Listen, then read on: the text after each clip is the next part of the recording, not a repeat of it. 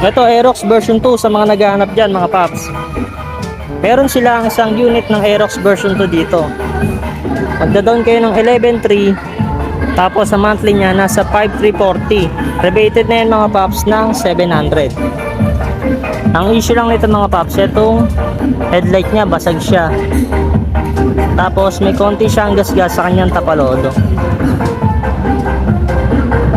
Tapos dito naman Suzuki SkyDrive na kulay silver, meron silang dalawang unit.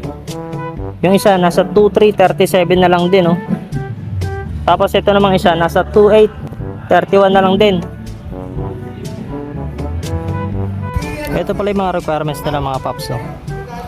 One valid lang na ID at saka proof of income.